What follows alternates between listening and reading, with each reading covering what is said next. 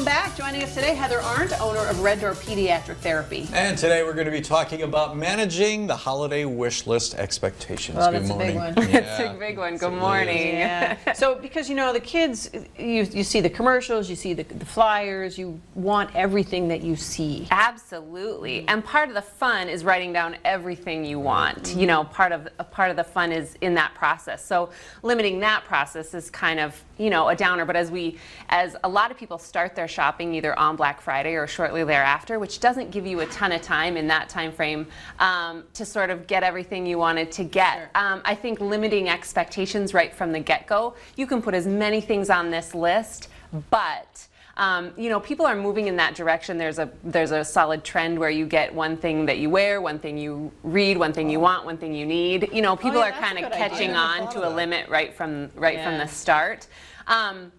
So I think having fun during the wish list process, but also making it pretty clear that you're not going to get everything on the list. Use the list for grandparents and other people who are looking for gift ideas, certainly.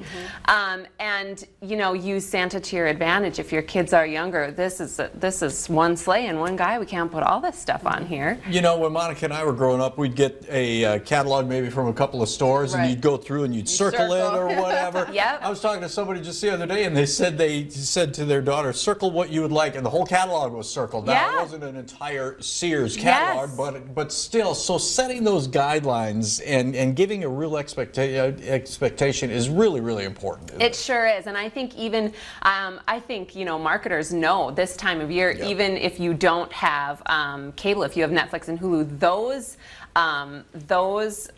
commercials are geared toward things that little kids want. Our favorite story is when my niece was little, and my brother walked by her. She was just sitting in front of the TV, and every commercial that came on, she said, "I want that. I want that. I want that." You know, everything looked fantastic. And you know, and actually another thing to keep in mind too is, and this I ran into this with my kids, is just because you see it working on TV doesn't mean necessarily that's what it's going to be like. Exactly. And we had a disappointed little girl at one point because the doll that she got didn't fly. Yeah. And so, you know, you have to, the realistic expectations. Yeah. So after that, we took her down to the store and had her actually look at things before we put it on the list. Yep. Well, I remember getting things too that they weren't nearly as grand as they appeared in the television commercial, and being totally disappointed. Yeah. So. Yeah.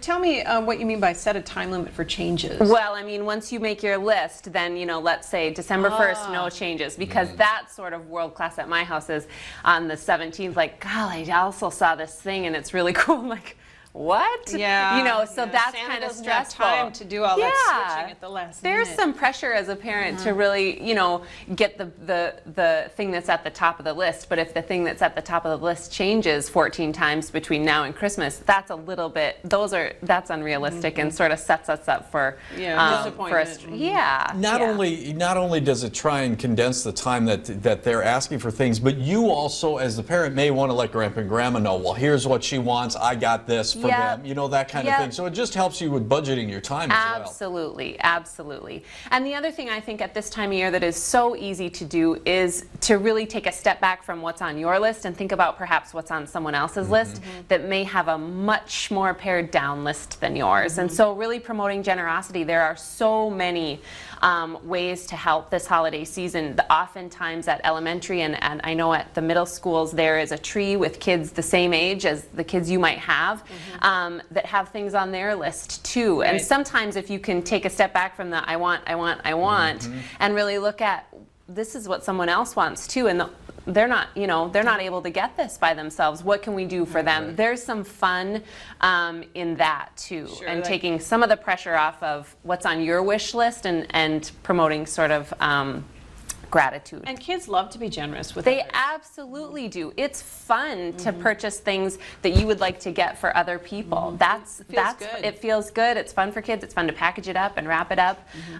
And you know, we're doing this for a couple of kids, and I said, let's just put this in a gift bag. And my daughter said, it's way more fun to wrap them separately because it looks like you're getting more. You know, like there's some fun in that. One final thing. We've only got about a half minute, but you say use Santa to your advantage. What do you mean by that? If the list is too long, Santa's got one sleigh and he's one guy. You can only put so much in the sleigh. And then, and I really want to get this in there. What about if a child doesn't get what they want and they pitch a fit?